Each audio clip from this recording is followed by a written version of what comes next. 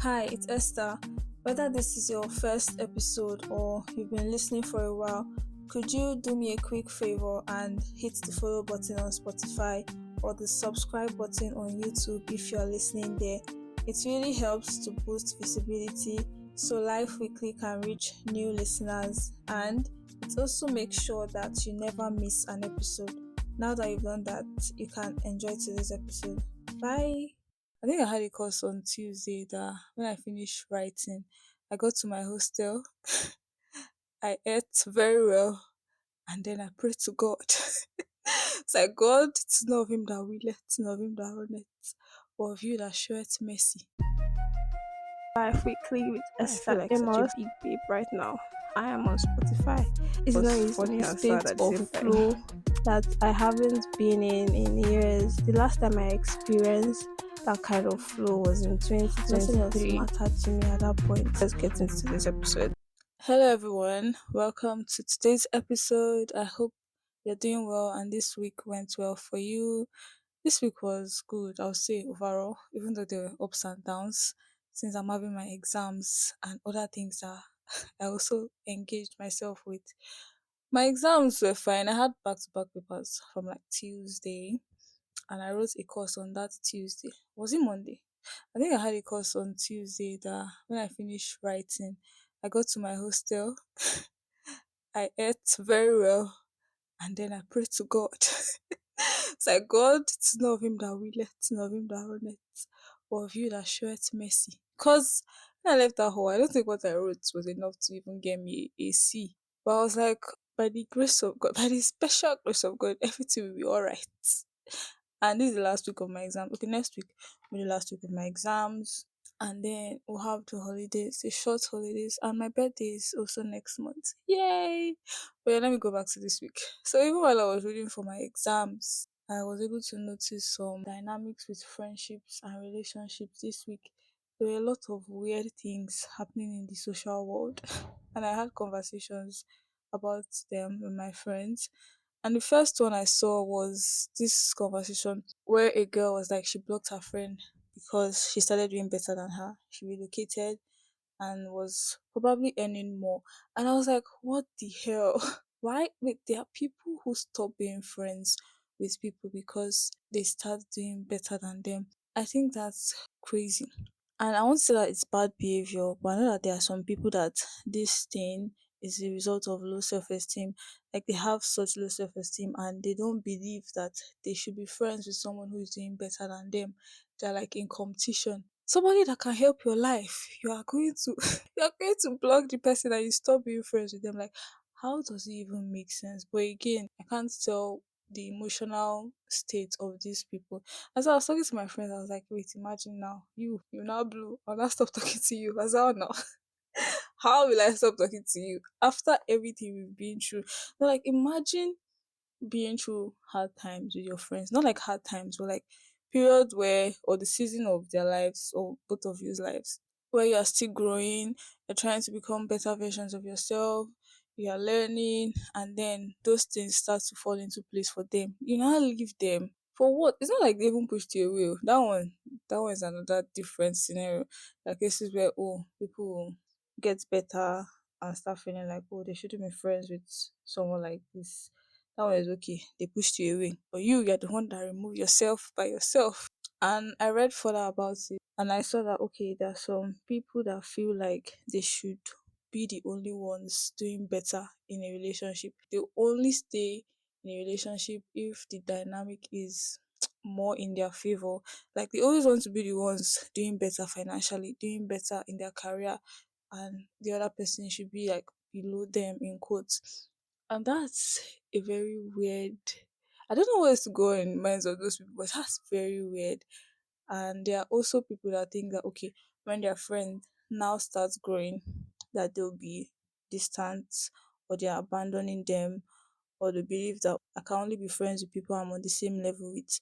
That thing is going to keep you stuck. To be very honest, like I don't even think even if you want to have friends on the same level, you should also have friends that are on a higher level or a different level than you are emotionally, financially, career wise. But then there are certain people that believe that they can only be friends with people that they share the same things with, like, oh, we are the same, that's why we're friends. And the moment something changes about the other person, they're like, oh, we can't be friends. They mistake, yes, they mistake sameness for compatibility. Like, oh, we're in the same financial bracket, we are doing the same careers, or we've been through the same things, then yes, our friendship is solid. But it's also a good thing if your friend is seeing the need to grow out of patterns, to become better. And you should be doing the same. You should not now see it as a threat. What if God even put that person in your life so you can see that, okay, to grow out of this whatever situation we met is possible, and then you also start putting in the work. So if you are feeling distant from your friend because, oh, they started growing, maybe they used to talk a lot and then they started being calculative with their thoughts and words, I don't think you should now leave them and be like, oh, they're no longer trying to be friends with me because they're trying to change from the person you met them as. It's actually a time for you to stay, encourage their growth, and prove your love for them. So that's one. The second one I saw, very, very weird, was about parasocialism. Parasocial relationships. Yes, I think it's the first time I've heard of something like that, and it was because of there was one Vicky James video that she made, and then Twitter Nigeria they were just talking about, oh, the concept of parasocial relationships. This is why this and that. I was like, which one is parasocial relationships again? And so I went to read about it, and it is quite interesting. Very, very interesting. And it explains why people have celebrity crushes.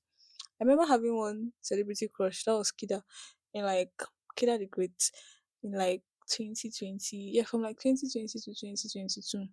I just liked the fact that he could dance, and his whole family, I think they were dancers, or most of them. Most of his family members were dancers, and so I was really, really interested and invested in their family history and future. So parasocial relationship is when, or is a relationship dynamic where people think that influencers are their friends. That's like the simplest way I can put it. Let's say there's an influencer that posts vlogs and all of that, and because of the vlogs, you feel like you know them.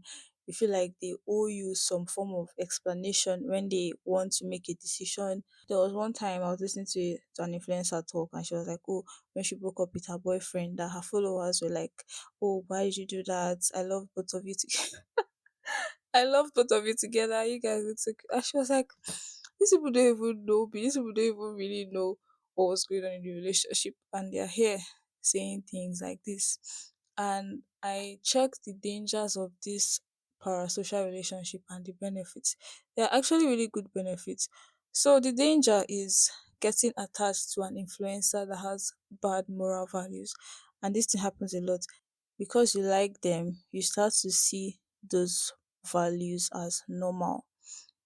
Let's say you follow someone who encourages, or you like a celebrity who encourages fraud, who says things like, oh, do what you have to do to get what you want, use any which way, that kind of thing. You will now start seeing it as normal because I'm like, oh, since this person I like is encouraging this, then that means there's no problem in doing it. And then the good way we can use parasocial relationships is now actually getting attached to people that have sense. Getting attached to people that are hardworking, that are diligent, that have careers, businesses, or anything that you like to see in your life. And so you follow those people, and then you begin to subconsciously imbibe their moral values. You subconsciously start learning how to be more diligent, to be more responsible, to be more hardworking. That's a good way you can use parasocial relationship, and I think more people should lean towards the positive side. But it can be tricky to do that because most times we get attached to people if we have if we share something with them. Let's say they are probably going to your church, or they attended the same school you attended 5 years ago, or they like a particular musician you also like. You will not sit down to do the due diligence and check any other thing about their lives. So you just do whatever they say because you guys share some things in common. And that can be dangerous. So that's that about parasocial relationships. So apart from all the social discoveries I made this week was generally good. There are some points I felt overwhelmed because of work. I I had a first session with a course that I started, and it was really good, even though I joined late because I mixed up the time. And when I joined, I really liked the instructor and how she spoke. She's calm and friendly, and I like her smile. She looks very pretty, by the way. There was also me planning my birthday shoot. I know we're not even in March yet, but like if I don't plan this thing now, just forget it. I will not have pictures again this year, like last year. And I was like, okay, this year I want to be more intentional about celebrating my birthday. And it's just overwhelming. Jeez. You know, there are girls that do this thing every year. Like they actually get dressed and take pictures for their birthdays every year. How do you guys do it? Even this one, I'm already tired. Thinking of loosening this hair on my head to make another one. Dress up and go to take pictures is overwhelming. But I'll see the sha. Maybe slowly but steadily and surely. I have to start by using this hair first and then deciding on what to make. I think I'm just going to settle for making a ponytail instead of braids because I'll just go with the ponytail like that. Probably when I now resume for my second and final semester in this school, I'll now make my hair. I'm excited. I have mixed feelings. I think every final year student has mixed feelings. Like, yay, we're graduating and oh my days, we're actually going to the outside world. What does the world have for us? We do not know, but we hope it's the best. So that's some of the things that has been going on in my head this week. That's not all, but I don't want to bore you guys with work. So I also discovered something new about myself this week that has to do with work. And I realized that I am more work oriented. Like if I'm meeting you, let's say I meet up with someone or I'm referred to someone for work, I like to keep it just work. I'm not going to be joking around or trying to make you laugh or making small talk to keep the conversation. Or I don't know, like it just feels very weird to me. I'm like, if you want me to work for you, my job is just to deliver the work. What am I updating you for? But I recently started working with someone that's complaining about my communication style. Person is like, oh, I don't communicate very. She's like, I don't communicate very well. But I'm like, I do the job you want me to do. What do you want from me?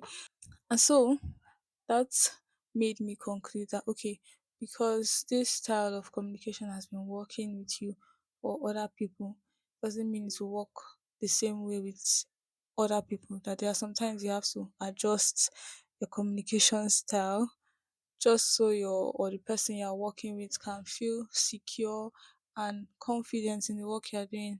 Anyway, there's that. Thank God I saw that about myself. I really like discovering new things about myself. It shows me that I am indeed not perfect. And there are things that I need to work on still. So yeah, I am looking forward to having good papers next week. Like I want to enter the examination hall, look at the questions and be able to explain the answers in a way that shows that yes, I have deep understanding of this concept. And that can only happen if I start reading, which I haven't, but I will. Yes, once I'm done recording this and editing, I am going to start reading. And by the way, I've been looking forward to get gadgets. No, there are many people on Instagram selling content creation tools. Most of them, majority of them, a host, the bandwagon of content creation tool sellers are only selling LED lights, lights in all shape, form, and size, tripod in all shape, form, and size, mics. The mics they sell, they're usually lapel mics, this dummy mic holder. Thinking of getting a dummy mic holder. But yeah, I'm also looking forward to getting new gadget and I think I'm going to a physical store because when it comes to things like this, I like to see what I'm buying. And back to the content creation tool sellers. They have varying prices, most of them. A host of them have varying prices. And there's a particular mic I'm looking for. And you will not believe that it's only one person. Okay, I've seen two people sell this mic. One of them claims to have UK used a new one, and another one they just sell only new one. Guys, the mic the mic is 600k, 600,000 naira. And then I'm like, wait, because on the is it on the website? Not on the website, but on other sites that I checked that sell items like this, it was up to 600k. It was between 250 to 300. And then I'm seeing 600k on a Nigerian content creator to seller's page. And I'm like, why is the size difference, sorry, the price difference so large? You're selling new on 600k and then UK uses 180k. How much have they used that in? How much have they used it? It's just making me very suspicious. But anyways, I will just, when I'm ready, go to where I need to go. Let me just leave this environment first. I'm also happy that I'll be going home. I'm glad to be going home. I wanted, or I was going to stay in school to work on my project, but that project will be fine. Because if I stay in school, that's till August. My mental health will be in trouble. I just need to go back, arrange my things, you know, pack some new love from the house and come back. But yeah, before I start digressing too much, I hope you have a nice week next week, and I'll see you in the next episode. Thank you for listening. Don't forget to subscribe if you're listening on YouTube and like, and also follow on Spotify. I'm going to say this at the beginning of the podcast, but yeah, in case you get to this point, I am telling you once again. Bye.